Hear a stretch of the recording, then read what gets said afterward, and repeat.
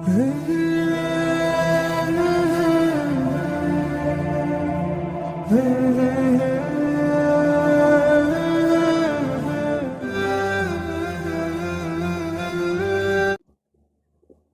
Faisal tours and travels की तरफ से ये 20 रोज़ा पैकेज का हमारा ये सफ़र चल रहा है।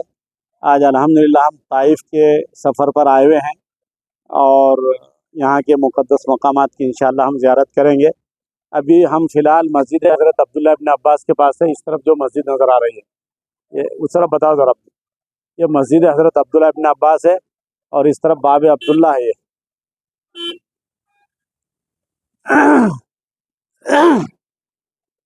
देखिए, नबूवत के 10वें साल अल्लाह के नबी सल्लल्लाहु अलैहि वसल्लम ने 10 साल मुस्तकिल मक्कतुल मुकर्रमा में अल्लाह का पैगाम अल्लाह के बंदों तक पहुंचाया। मुकम्मल 10 साल।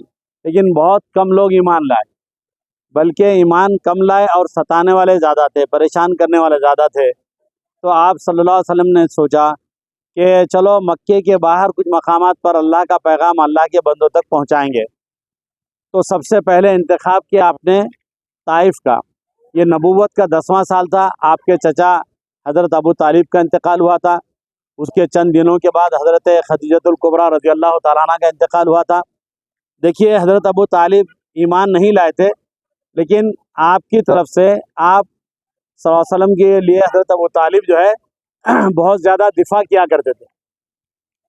जब भी बाहर से कोई तकलीफ़ होती तो हज़रत अबू तालिब रज़ी अल्लाह तआला अन्हु सामने ठहर जाया करते थे। तो मुशरिकीन मक्का की हिम्मत नहीं होती थी।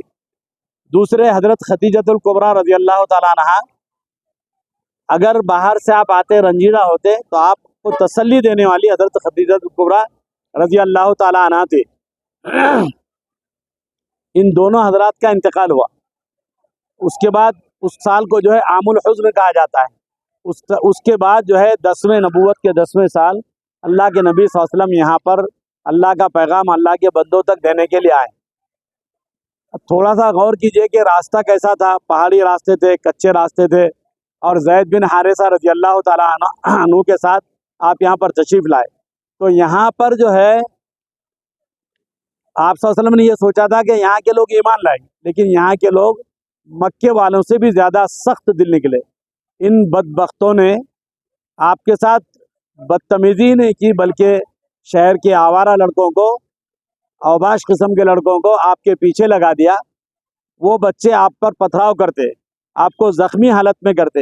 ये जो दीवार नज़र आ रही है ना, इस दीवार के अंदर का हिस्सा बताया जाता है कि ये उस जगह का एक हिस्सा था। असल पुराना ताइफ जो आगे की तरफ है, जब हम जाएंगे मस्जिद अद्दास के पास तो उससे कुछ आगे की तरफ है। ज़ख्मों से चूर होकर आप मस्जिद अद्दास में पहुँचे थे। तो जहाँ पर अभी इस वक्त मस्जिद अद्दास है, वहाँ पर एक अंगूर का बाग था, वहाँ पर आप पहुँचे थे। इंशाल्लाह जब हम वहाँ पहुँचेंगे तो वहाँ की तारीख़ आपको बताएंगे। अभी यहाँ पर यह है कि ये हज़रत मस्जिद हज़रत अब्दुल्ला इब्न अब्बास रज़ी अल्लाह तआला अन्हु है। हज़रत अब्दुल्ला इब्न अब्बास रज़ी अल्लाह तआला अन्हु कौन थे? आपके चचाजाद भाई थे और बहुत सी खुसूसियात के हामिल थे। कई खुसूसी सिफ़ात आपके साथ अल्लाह ताला ने रखी थी। सबसे बड़ी सिफ़त यह है कि मुसलमानों का मुशरिकीन मक्का ने जो 3 साल तक बायकाट किया था और शौबे अबी तालिब में जिनको कैदोबंद की ज़िंदगी गुजारनी पड़ी थी, तमाम लोगों से उनके ताल्लुकात तोड़ दिए थे। तो उस घाटी के अंदर हज़रत अब्दुल्ला इब्न अब्बास की पैदाइश हुई थी। और हज़रत अब्दुल्ला इब्न अब्बास रज़ी अल्लाह तआला फरमाते हैं कि जब मैं छोटा था तो मुझे बताया गया कि मुझे कपड़ों में लपेट के अल्लाह के नबी सल्लल्लाहु अलैहि वसल्लम की खिदमत में ले जाया गया और नबी करीम सल्लल्लाहु अलैहि वसल्लम ने अपने लुआबे मुबारक से, यानी अपने थूक से आपको चटाया, आपको थूक चटाया। और जिस तरीके से हम कहते हैं ना घुट्टी देना, आप सल्लल्लाहु अलैहि वसल्लम के ज़रिए से दी। और बचपन ही में आप सल्लल्लाहु अलैहि वसल्लम का लुआबे मुबारक हज़रत अब्दुल्ला इब्न अब्बास के पेट में गया। अब जिनके पेट के अंदर लुआब मुबारक नबी करीम सल्लल्लाहु अलैहि वसल्लम का जाए तो उनके लिए अनवार व बरक़ात और उनकी मकाम और मर्तबे का हम क्या कह सकते हैं, उसका कोई अंदाज़ा लगा नहीं सकते। और आप सल्लल्लाहु अलैहि वसल्लम ने हज़रत अब्दुल्ला इब्न अब्बास को एक मरतबा सर पे हाथ रखा और दुआएं दी कि अल्लाह इसे इनको हिकमत और फ़िक़ा की तालीम दे, इनको कुरान के मुफस्सिर इनको बना दे, कुरान की हिकमतें इनके ऊपर खोल दे। और फिर उसके बाद हज़रत अब्दुल्ला फरमाते हैं कि मेरे सीने पर हाथ रखा और उस हाथ के रखने के बाद ठंडक को मैंने अपने पूरे जिस्म के अंदर मैंने महसूस किया। तो वो हज़रत अब्दुल्लाह इब्न अब्बास थे, जो बचपन ही से अल्लाह ताला ने उनको बहुत सी खुसूसियात से नवाजा था। और बहुत कम उम्री में हज़रत उमर बिन ख़त्ताब रज़ी अल्लाह ताला अन्हु अपने खिलाफत के दौर में अपने ख़ास मुशीरों में उनको रखा था।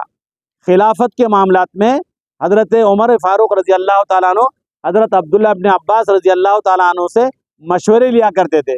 वो बड़ी शख्सियत, वो ज़ाते गिरामी जो इस वक्त यहाँ पर ताइफ के अंदर है, और ये मस्जिद है, मस्जिद और ये लाइब्रेरी है उनकी, ये मकतब है, और पीछे के हिस्से में उनका पुराना मदरसा, पुराना मकान आपको बस में से बताया जाएगा इंशाल्लाह, इस इमारत के पीछे। और आप पर पथराव किया गया था, फरिश्ते आपके पास आए थे कि आप हुक्म दे तो पहाड़ों के दरमियान में इन बस्ती वालों को जो है मिटाकर हम रख दे, लेकिन आप सल्लल्लाहु अलैहि वसल्लम ने फरमाया अल्लाहुम्मा इहदी कौमी फ़इन्नहुम ला यअलमून, कि अल्लाह इनको हिदायत दे मेरी कौम को, ये मुझे नहीं जानती है, ये नहीं ईमान लाए तो क्या होगा, इनके बाद वाली नस्लें ईमान ले आएंगी। तो आप देखिए अल्हम्दुलिल्लाह पूरे ताइफ के अंदर हर आदमी कलिमा गो है, एक भी आदमी गैर मुस्लिम नहीं है, सब के सब इसके अंदर है माशाअल्लाह। तो अल्लाह ताला ने इस मुक़द्दस मकाम पर हमको लाया, हम अल्लाह का शुक्र अदा करें कि अल्लाह ताला ने ऐसे मुक़द्दस बस्ती के अंदर लाया। और लाने के बाद हम जो है नबी करीम सल्लल्लाहु अलैहि वसल्लम पर दरूद शरीफ पढ़ते हुए चले, अल्लाहुम्मा सल्ली अला मुहम्मद व अला आलि मुहम्मद कमा सल्लैता अला इब्राहीम व अला आलि इब्राहीम इन्नका हमीदुम मजीद, अल्लाहुम्मा बारिक अला मुहम्मद व अला आलि मुहम्मद कमा बारकता अला इब्राहीम व अला आलि इब्राहीम इन्नका हमीदुम मजीद। अब देखिए सबको एक साथ मिलकर चलना है और मस्जिद में 2 रकात तहियतुल मस्जिद पढ़ना है हमें।